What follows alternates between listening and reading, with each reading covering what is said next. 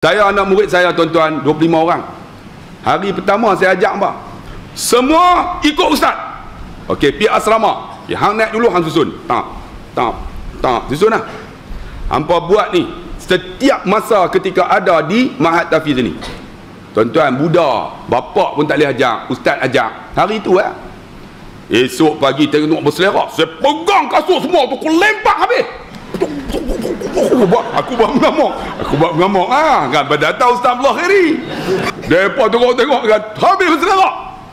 Hangpa ingat aku dah kutip yuran kat hangpa 140 ya. Cikgu 2 orang 3,000 tuan-tuan. Warden 500, 3,500 kan. Dah lah makan tuan-tuan, semua kita cari semua. Hangpa mai ikut aja. Tuan-tuan, bila kata macam tu, tuan-tuan, esok ni budak-budak ni penyamun tuan-tuan, yang hantar hak masuk Mahat Tafiz tu yang tak ada A semua. 5 EA. Hak yang dapat 5 A tu 5 orang tuan-tuan. Anak-anak yatim ni. Saya kata anak yatim ni free. Dia kata apa? Ustaz, anak kami dapat 5 A, dapat MRSM. Wah, keluar habis. Tinggal hak tak ada A. Hak yang tak tahu lah. Kira tak boleh pakai lah. Hak tu Mahat Tafiz. Tuan-tuan, ambil yuran 140. Hari kedua mereka protes. Mereka pergi berak di tandas. Mereka tak cerok. Tuan-tuan bayang tengok. Mereka nak suruh aku cerok. Ni ingat apa kita mangkuk ayun ni ustaz ni. Saya sorang dekat. Abang terkejut dah. Hang pertama kali mai lah. Waktu turun. Psikologi bang. PhD psikologi. Hampa ni saya ambil yuran 140 ya. Kan 25 orang dapat dalam 3,000 4,000 ya. Saya nak abang kat hampa.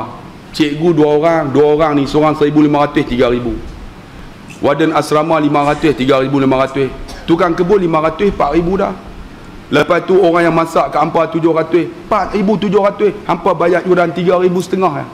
Hampa makan sehari RM10, semua ni 9,000. Elektrik 3,000, ayak 500. Saya kena ada 600. Makan pun saya cari. Hampa nu sak kesian kat saya. Takkan najis pun hampa nak suruh saya basuh. Tengok psikologi. Semua tunduk. Maaf Ustaz. Tengok. Saya psikologi bang. Saya kata macam tu dalam bentuk nada paling rendah. Teriak budak. Takkan kot hampa nak suruh ustaz cuci najis hampa. Hampa tak kesian ke? Hampa teriak. Tengok berkilat tuan-tuan. Tengok psikologi.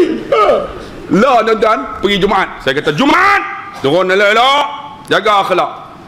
Turun lah. Depa turun tak payah ajak dah. Cik kasut tak. Baru ni semayang Masjid Al-Hayyui.